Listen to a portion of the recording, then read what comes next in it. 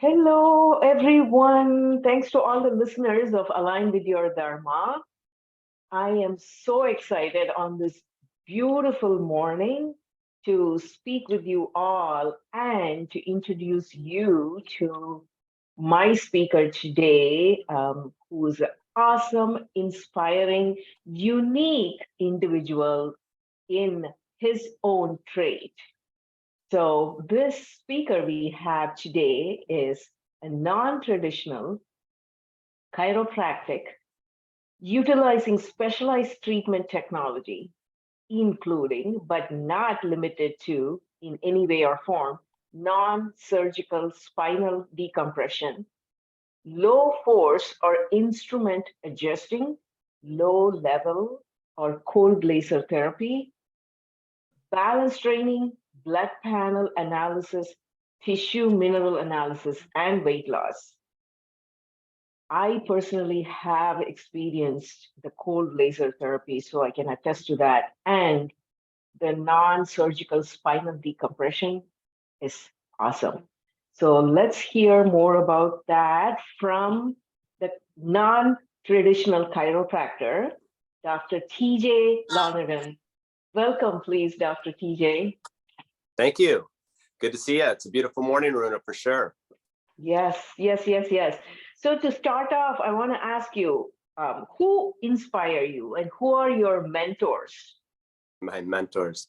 Wow, that's a good question. There's a lot of them. I mean, BJ Palmer, who was the son of D.D. Palmer, who invented chiropractic back in 1895.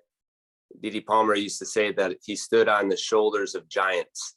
And I think all of us can look back in our lives and find the giants whose shoulders we stand on, people that we've come across. And this is from professors to other doctors that taught me or that I learned from, including family members, and most of all, clients. You learn as much from clients as you learn from anybody else if you're, truly in a situation where you're trying to have teamwork.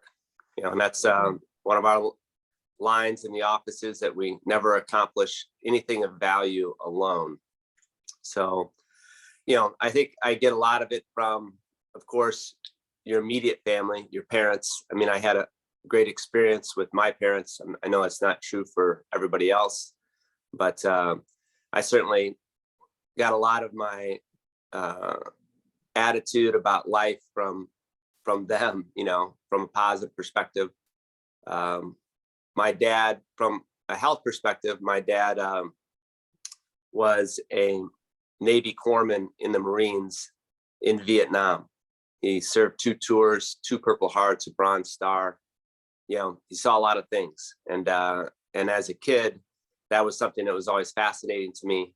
The unique story on that is that I was diagnosed with asthma at the age of 5 and on medication since then. And because of that, I never could go into the military, even though I had a brother who graduated from West Point, and a dad and several other uncles and whatnot. So I always had this sense of service to give back, and always try to do that in any way I can. For my mom, I remember being younger and I had an aunt. Well, I had a lot of aunts. I came from an Irish Catholic and Polish Catholic family. So I have 17 aunts and uncles and 52 first cousins. So you learn a lot about life and about ailments and about problems and family situations and all kinds of stuff. But I had an aunt who was a nurse, and she was the lead nurse for a local race that we had in our town called the Big 7.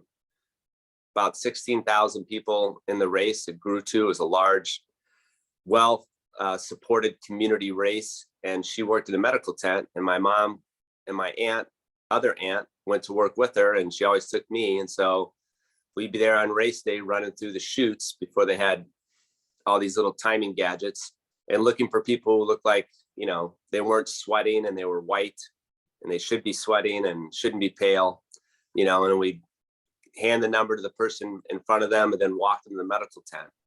And I think from that moment, I just really enjoyed helping people, and for my chiropractic story, when I was a kid, I remember my dad taking me to a chiropractor and getting adjusted. And, I didn't really know what to think of it, or didn't have really cause or reason for it. I was just along with my dad for the ride. It was a friend of his. He was nice. We always had fun. It's a good deal.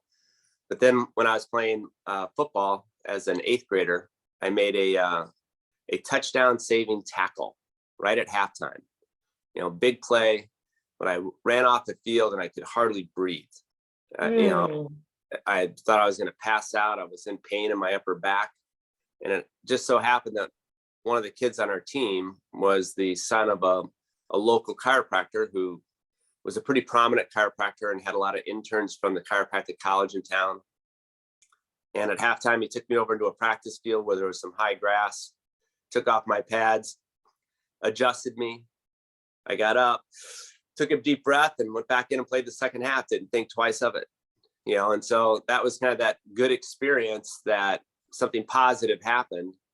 And I went on from there. And I have multiple stories like that, from having played small college baseball and basketball, and injuries, and using chiropractic to get back super fast, and it was all, positive influences. When I got into college, go ahead. No. What is your favorite quote, and what words do you live by? What is my favorite quote, and what words do I live by? Well, that's a good one, because I have a ton of them. Pick So one, your favorite one. I'll pick one simple thing that I go by that kind of came about from working with people. And that's, I have a little sign that hangs in my office, and there's 5 words on it that go in a row from top to bottom. They all start with the letter A. And the first word is aware. That an old professor once told me that you can't change what you're not aware of. So that's the first thing, is becoming aware. And I had a mentor named Jeff Spencer, who always talked about having a corner man, or somebody who could look around the corner for you, because we all have blind spots, and you need someone to cover your blind spots. So that gets back to, we never accomplish anything of value alone. It's all about building your team personally and professionally, and because you need people to cover your blind spots so that you're able to be aware. Because if you're not aware, then nothing happens, because the next thing in that process is that you need to acknowledge what you just became aware of. And some people, you can be in shock, or it's hard to acknowledge what just happened there. And if you don't kind of let that sink in, you won't be able to move to the next step, which is accepting. There's a lot of people, it's hard for them to accept their situation, or what they're being told, or what they're seeing, or how to place it, or what to do. Because if you don't accept it, you'll never do the next thing, which is act. You'll just kind of avoid, which is a bad aim. And so you have to act in order to do the final word, which is adapt. And so all of our health is in our ability to adapt. We have to adapt every day to physical stresses, to chemical stresses, and to mental and emotional stresses. If we adapt, we're healthy. If we don't adapt, we're not healthy. It's the concept of ease and dis-ease. We go from a state of being in ease to being a place of dis-ease, or not having ease. And that's all in our capacity and our dynamic for being able to adapt. We won't adapt if we don't act. We won't act if we don't accept that we need to. We won't accept need to if we don't acknowledge that it's actually happening, and can't acknowledge anything if we're not aware of it. Yeah. So in essence, that's chiropractic. Chiropractic it's the concept around the nervous system, that it helps the brain communicate with the body parts in order to adapt. And so if it has the ability to communicate, then it has the ability to be aware and eventually adapt. So if there's something that interferes with the ability to communicate, then you're going to go in from a state of ease to a state of dis-ease. And then things become tougher, and your body has to work harder, takes more energy. None of us are going to get out of here alive. None of us get away from the force of gravity. So we have to spend more energy on those things, and we have less to do the things we want to do. And that can lead to any number of things, depending on what circuitry isn't communicating between the brain and the body. If it's going to your kidney, you could get sluggish. If it's going to your heart, you won't have control. You know, you pick the organ, you pick the body part. If it's not communicating with the brain, things aren't going to go well. And then that becomes an area where out of sight, out of mind, you know, not aware. So now this virus can get here, this bacteria can get there, this fungus, you know, or this mold or cancer or anything. It has a chance to. Yeah. So among the aware, acknowledge, accept, act, and adapt, what is one thing that you see that most people find it challenging? The first thing is awareness. That's the toughest thing, because another word for awareness is education. And where do we get our awareness from? Where do we get our education from? You know, because when the concept of education is to teach you how to learn, how to accept the world, and then do something. That's the whole concept. When you graduate from high school or college, you go through a ceremony and you hear a speaker, and the name of the ceremony is a commencement ceremony, and you hear a commencement speech. And commencement is a Latin word for to begin, because what they're saying here is that your learning is actually about to begin. You've been educated on how to see the world, and then acknowledge it, accept it, act, and adapt. You know, now your learning actually begins, because you've been taught how to learn. And that is so beautifully said. I have never, heard that from that perspective. That is so beautiful. I felt like among the aware, acknowledge, accept, act, and adapt. Even if people are aware and acknowledging it, sometimes it's hard to accept the situation, or whatever it is, or the people, or something in our body, or whatever it is. But it's I find it, that for some people it's challenging to accept. But it's interesting. You think it is the awareness. Okay. How do you currently define success? And has that definition changed over a period of time or evolved? Yeah, that's a good question, Aruna. You're making me think this morning, and I love thinking, so that's good. I think it comes back to, each person's got to define that for themselves, obviously, and that's what I'm struggling with doing here. But success for me is I like to think and come up with ideas. I like to ask questions and find ways. And if I can ask a good question and find a good way, for me personally, that's a success. But everybody in society has different viewpoints. It may be something tangible like a trophy or a paycheck, or some other material thing, or who knows? There's 1,000 different things, that people get energy from. So another one of the things that recently I came across in my studies and in being exposed and becoming aware of different things, as a client turned me on to a business leader, a consultant named Patrick Lencioni.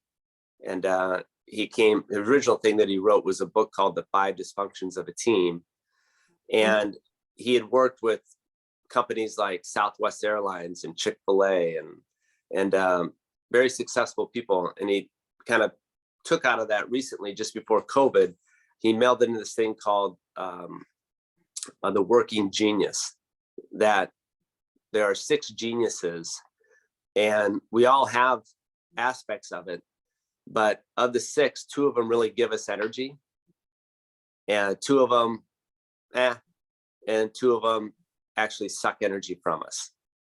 And so if we can find out what our working geniuses are, and we can work more in that area, we're going to find we have more energy, and then the beauty of it, on the back end is that when you are aware of this fact, which is important, when you're aware of it, you can see that other people are only capable of having two of the geniuses.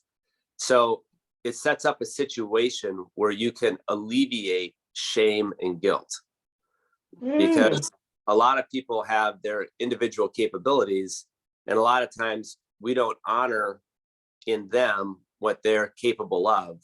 We only honor in ourselves what we want. And thus we then shame people who don't give us what we want, or we make them feel shamed, or we don't realize that maybe even as a leader, we have them out of position. We're not clear on what our objective is. And we're asking somebody to do something they're not really capable of, because that leader was unaware of who was on his team and what their capabilities were specific to what the goal was. And so if you're not clear on your goal, you're not clear on what you have on your team, it's going to be hard to find a path to get there. And so in the Working Genius, it spells out the word widget, WIDGET. And the W stands for wander, people who ask questions. Because if you don't ask questions, you'll just do things you won't even know what to do, because you're unaware of anything. The I is for invention, and it's people who come up with different ideas, they create. The D is for discernment. It's for someone who has the ability, that gut feeling to say, let's do that, not this. The G is for galvanizing. You need somebody who can get the team together and get them going, and let's do this, everybody. You need a cheerleader and somebody who can organize things. And then the E is for enablement.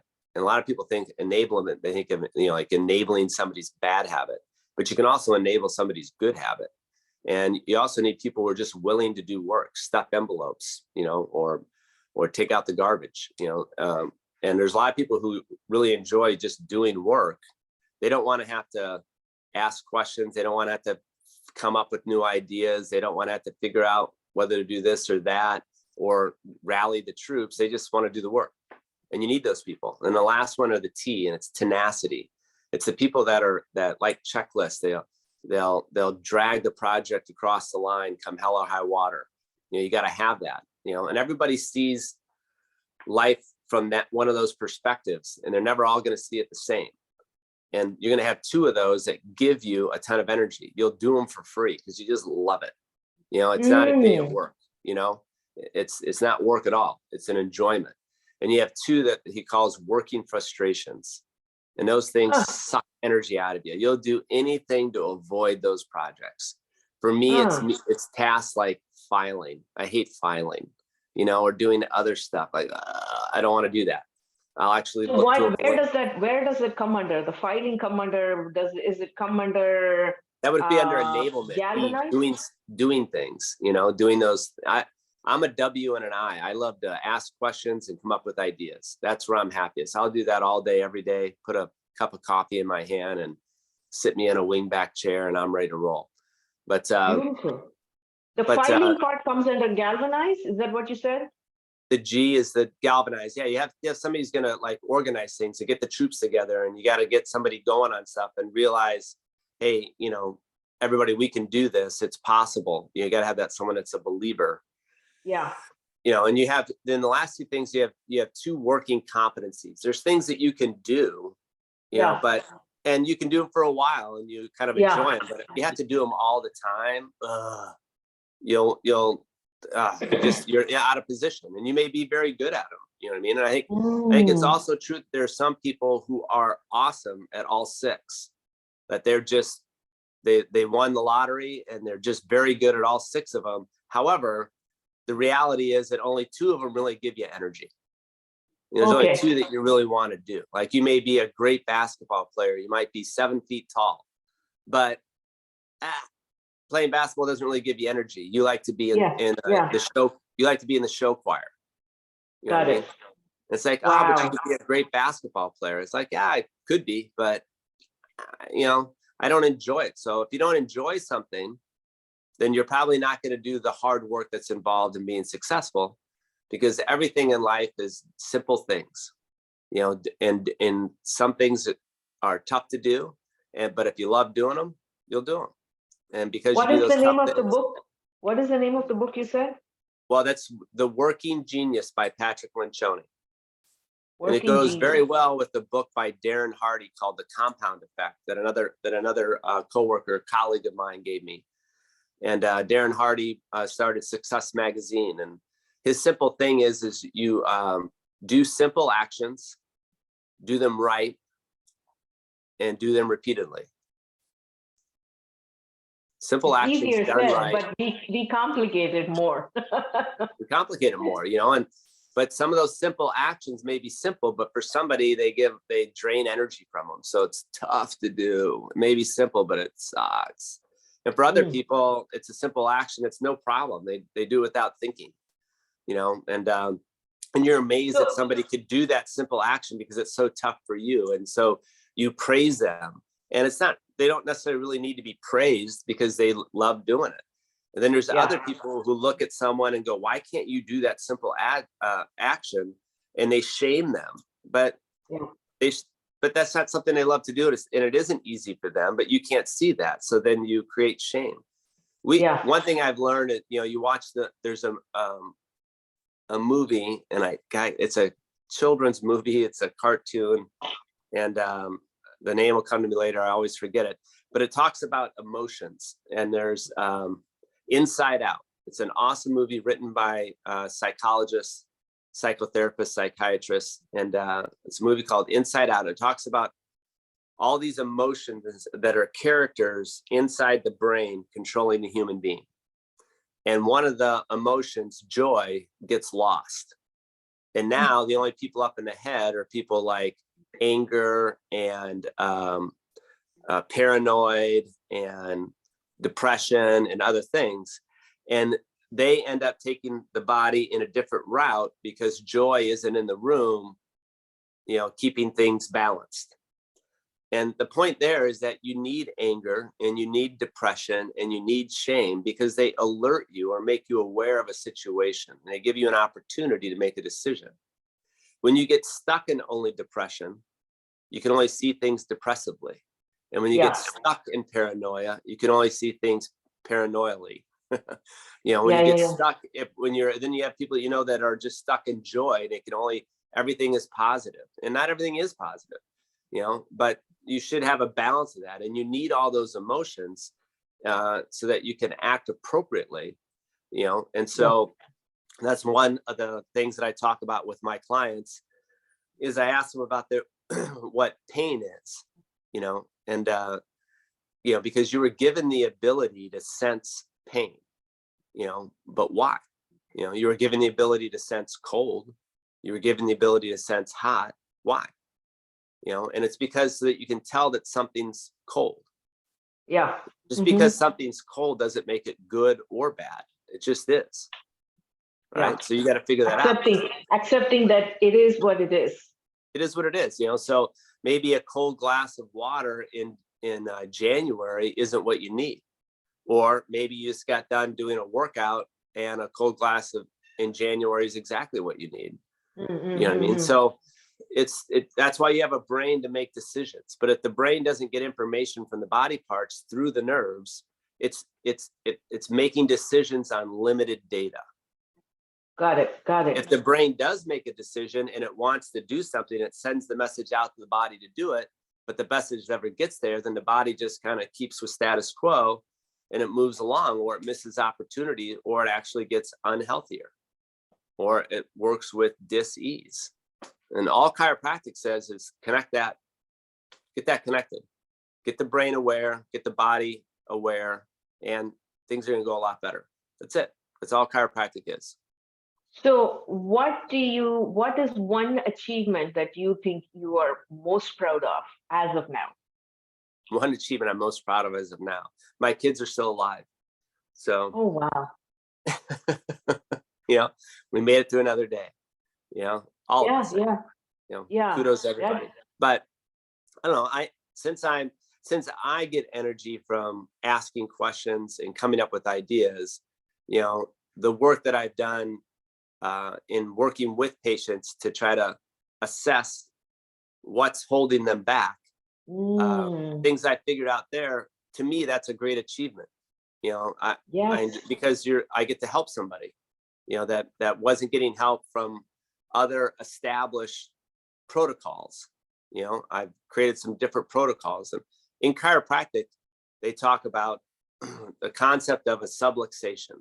When you break that down in Latin, sub is below or less than, lux is light, and shun is condition of. So it's a condition of less light, because your brain sends a photoelectric signal out the nerves to the effector organ and vice versa. That's the action potential of the nerve.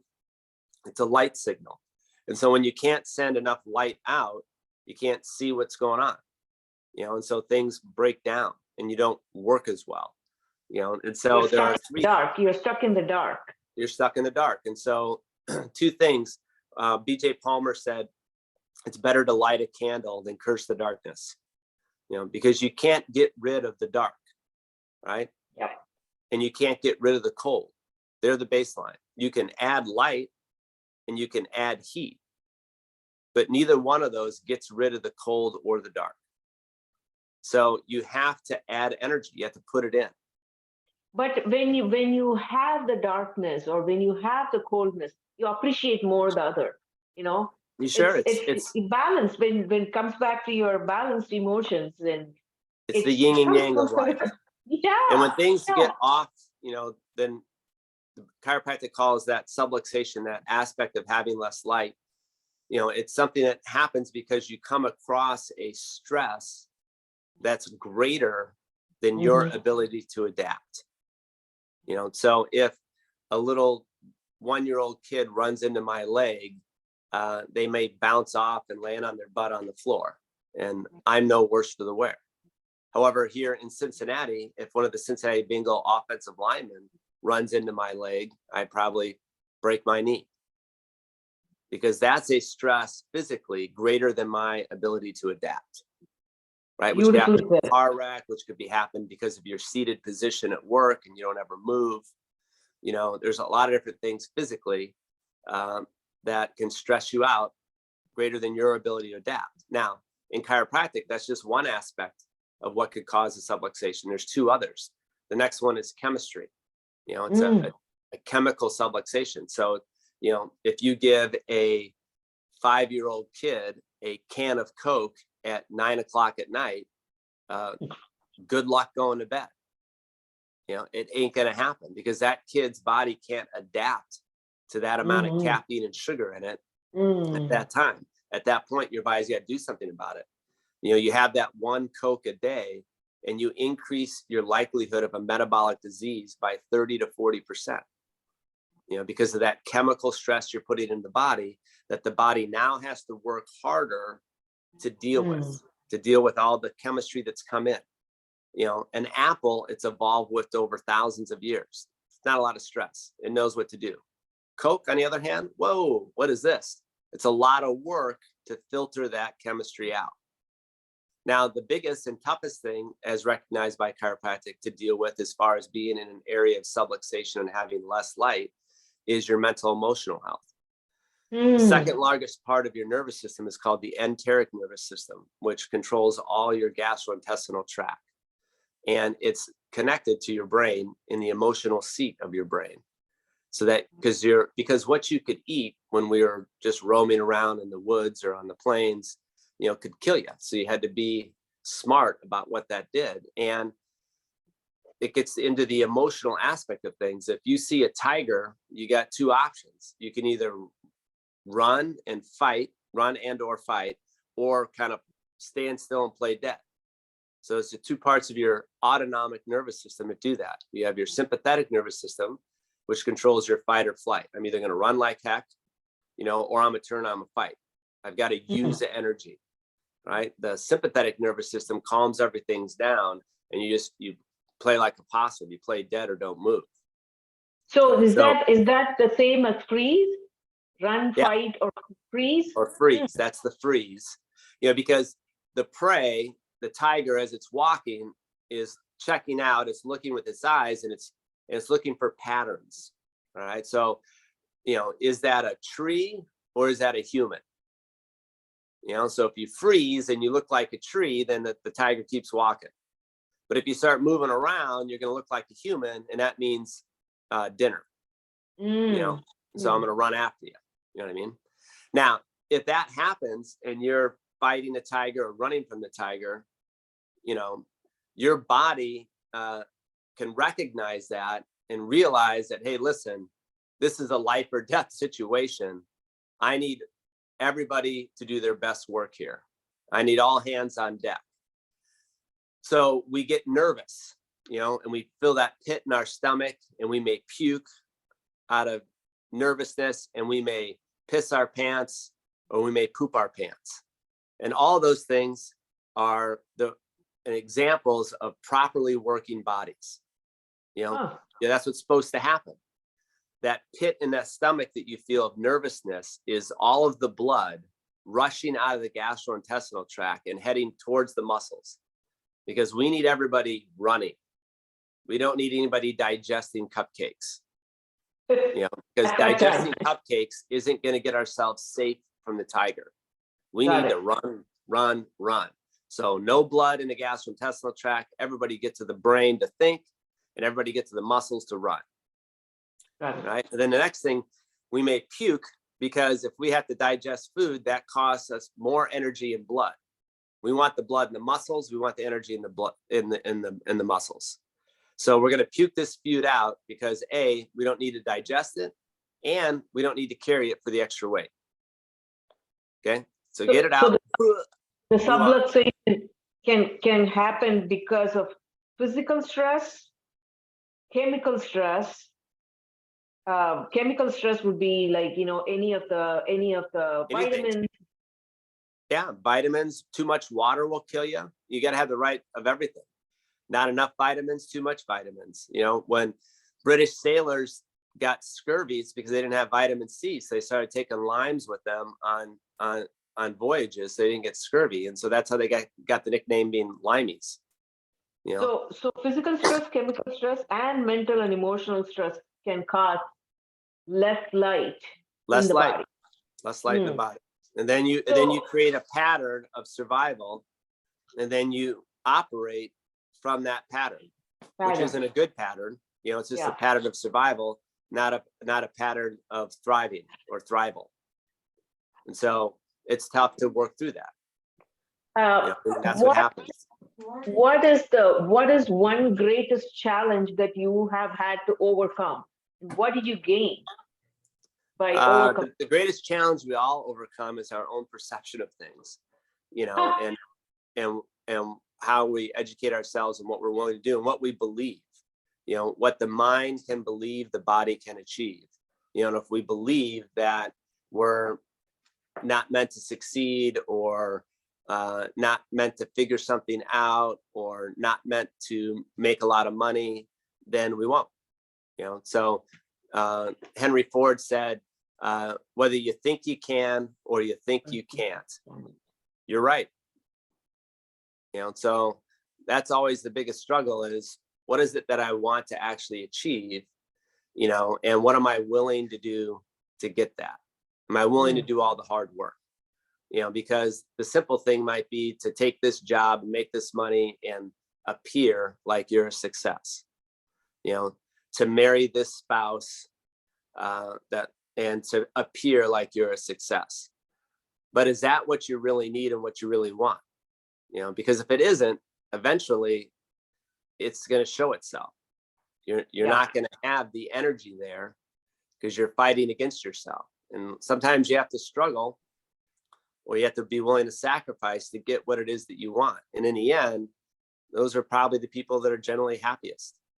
You know, there's the people that keep things simple and just do simple things, and they're happy. And there's the people that want to do great things and struggle and strive for that, and it can achieve it. Or even if they don't achieve it, at least they tried, and you can live with yourself, because in the end, you're just with yourself.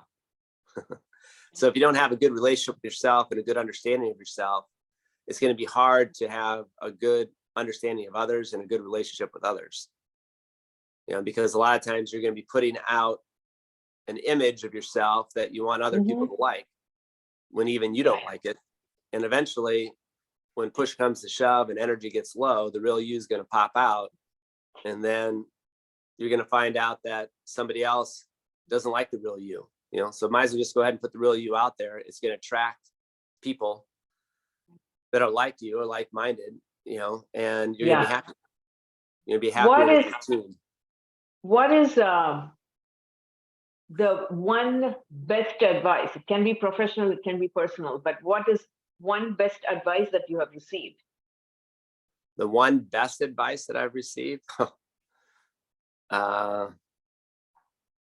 what's the one best advice that you receive is, I would say I got some advice from both my mom and my dad about how they went about their lives, and everything was around confidence. Mm, And it's easy to say that. It's not always easy to have confidence, but that confidence is always going to be somewhere attached to your belief, mm, and your willingness to believe. So it's your willingness to have confidence. And if you mm, have that, regardless of what other people say, no matter how important or unimportant they are in your life, you'll be happier with yourself. If you are willing to figure out what it is you believe and follow through on what you believe, and in that, nothing's perfect. There's a lot of course corrections, yeah, and sometimes putting yourself out there helps you realize, what you want and don't want, because we don't have yeah, perfect control of everything. So for me, I like to talk. A lot of times I'll talk in order to figure something out, because I'll say it and then I'll go, ooh, that didn't sound good. In my head, I thought it sounded great. But when I say it out loud to somebody else, well, I don't know if I like that. You know what I mean? And so then I get a chance to make that little course correction, yeah, and, I think there's that aspect of a lot of people don't realize how hard they are on themselves. And, there's a difference of pushing yourself, sacrificing to get something better, but then there's an aspect of, it doesn't have to be that difficult. Simple, yeah. simple things done right repeatedly. That seems to be your motto: simple things done right. And when you said confidence is attached to the belief, you also mentioned what mind can believe, the body can achieve. So it's all in sync. Yeah. Yeah. So, maybe Justin Timberlake and his friends had it right, being all in sync, Aruna. Oh my God. Okay, what is the worst advice? One worst advice that you have received? One worse advice. Uh, that's a tough one to call myself out or somebody else out on. Mm, Uh, you don't have to worst name the names. worst advice. Yeah, I just think it's fear. I think Mm, it's the aspect of believing that all the emotions we think we don't like, well, there's emotions we don't like, and thinking that they're bad, when in actuality they're not bad. They're helping you understand who the real you is inside. You wouldn't have mm, that fear, you wouldn't have that shame or guilt, if something in your world wasn't in sync with who you really are on the inside. And I yeah, think, yeah, you know when somebody just says, you're wrong, uh, listen, they could be right, or they could just be projecting their problems onto you. Sometimes it's hard to know that. So yeah. I think uh, the worst, I don't know that I've gotten the advice, but I think the worst advice I could give someone is just to go out there and just do it all alone and by yourself. You know what I Yeah, mean? yeah, yeah, So that's opposite of what I say. We never accomplish anything of value alone, yeah. and we accomplish a lot of things of no value alone, Do and you do you have any regrets at all? regrets. Sure. I think there's a lot of things. I mean, I think regrets shape you in the sense of, if it was easy to be perfect, we all would be. So the thing is it's about how you adapt. Again, health comes back to adapt. And if you're not aware, you can't get to that adaptation. You know what I mean? You have to become aware, to acknowledge, to accept, and to act so that you can adapt. And you got to kind of take the good with the bad. The dark shows the light shows the dark. There's good in that. Sometimes it's good to, sleep is good, and being in a nice, cool, dark place helps you Yes, sleep. But to you then, to rejuvenate your body. Yeah, yeah, definitely. And yeah. I also So feel like the darkness is appreciated because I heard that when you feel like you're in a dark place, the seed is sown in the dark soil, right? yeah, It is dark. But then out of that darkness comes this beautiful plant that grows. yeah. So it's, that goes towards the light. So there is I think a there is a simple thing to reason why say there is is. that if you're in a dark place, it can be easier to see the light, Yes, but is it easier to move towards it? Sometimes it's a body emotion that than to we have stay to in be motion. aware of it, like you said. We have to be aware of it, acknowledge, there is light out there and we can move towards it. And then you said accept there is light and you can do it in yourself, believe in yourself, accepting that, and then acting upon it, taking the steps to move towards the light, and then adapting to it. Okay, now that I did it, I know if I go back and get any challenges, I can adapt. Now I'm aware and I'm acknowledging and I'm accepting what my strengths are, my skills are, then acting and then keep on adapting to it. Yeah, Oh, wow. I like it. That is, But the reality is, and from a chiropractic standpoint, that if things aren't connected well, then mm-hmm. it's hard to be at your best and see everything in a good light, and it's hard not to be depressed Yeah, or not to have anxiety. And and that's the concept of you know sharing. Sharing mm-hmm. is caring, because you may have it good now, but that may not last. And Mm-hmm. if you don't create a solid team and help those on your team that are struggling, when the tables turn and you're struggling, it's tough to do it all by yourself. Yeah, And some yeah, people can, some people can't. And you know like the line is, the struggle is real.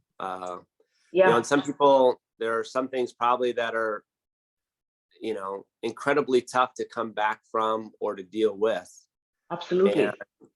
and it's a lot to ask of a lot of people, you know what I mean, to Lend a to, hand, to forgive, or to forgive and forget.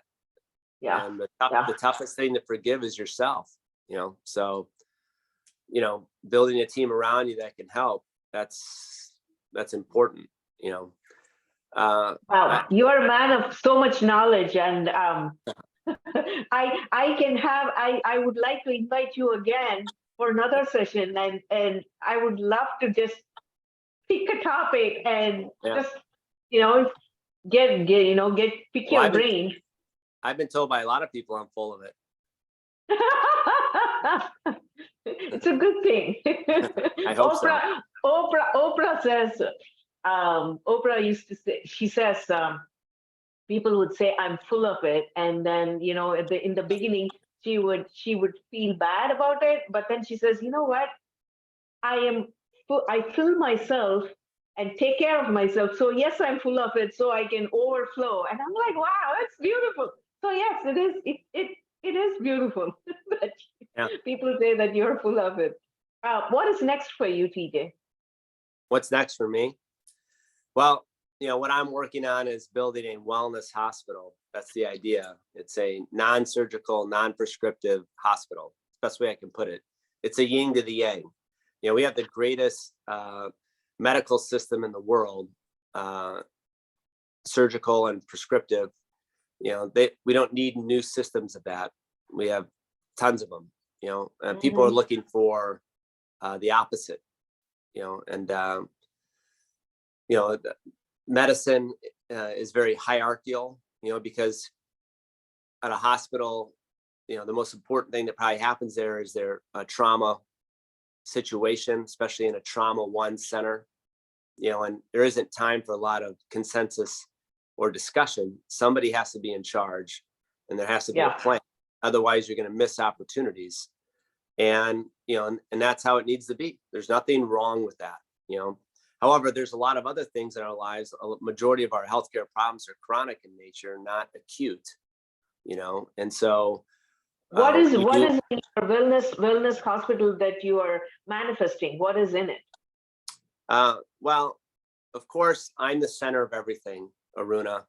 And so I put chiropractic in the center because, the first thing that's developed in embryology, when the cells divide and then differentiate, the first mass that's created is what's called the notochord, which is the beginning of the spinal cord and then the brain, because that's kind of the central part. That's the crossroads where everything happens.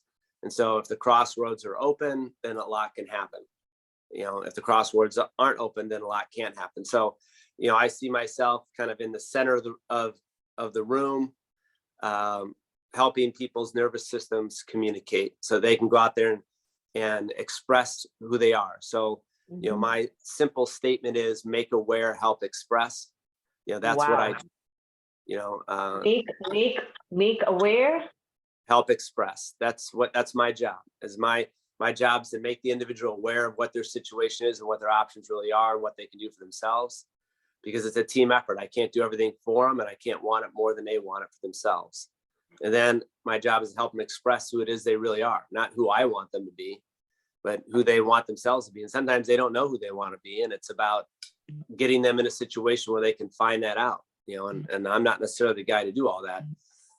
But if I was standing in a room, that room would have 4 walls, essentially, simply, and 4 doors, and one door would lead to the physical wing of the hospital, where you would have a swimming pool, Pilates, yoga, Tai Chi, massage, anything that physically can be done to you, CrossFit, running club, biking club, mountaineering club, skiing club, whatever it is, all the different things that physically change you from working out to stretching.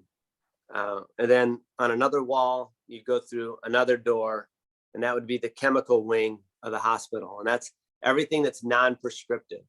That's your teas and tinctures, it's your food, all the different things and supplements, everything comes out of plants anyway, and if you're having meat, you're eating something that's eating a plant. If you think of meat, you think of red meat, you think of a cow. The cow exists not because he eats meat, he eats grass. You know what I mean? So you're still getting everything. You have the sun that gives us energy. That energy is collected by green leaves. Those green leaves produce the fruit, and so it's us or the cows or whatever, or the tigers, eventually what we're doing is we're just trying to get at that sun's energy. And the purest form of it is in that green leaf. So the more green we have, the better off we are. That's my concept of eat a rainbow every day, because every color is every aspect of a mineral or vitamin that you need to run this thing. And you just got to get all the supplies in so you can do it. So that chemical wing is to take a look at your blood work and find out, do you have all the chemistry in there that you need, and how can you get that out of your food? If not, then how can you supplement it? And then, if you need to go above and beyond, you need a prescription. Well, that's not me. That's go over to the hospital and get the prescription, the medical hospital. Then also cooking. That would be a commercial kitchen, a place where you can learn to food prep or learn how to cook different things and do that. So all that would be over there in the chemistry aspect, how you fuel or nutrition your life, whether you're a professional athlete, a runner, whatever it is you want to do. And then on this door over here, you go through that door, and that would be the mental emotional wing. And that's where you'd have your clinical psychologists and psychotherapists, counselors, and coaches of all type, life coach, business coach, whatever kind of coaching they do. It's also your library and your auditorium where people go to learn and become aware, and get instruction and have group therapy for whatever it is. Getting together to watch a Bengals game, Cincinnati Bengals football team, is group therapy. So there's a lot of ways to have group therapy, and individual therapy.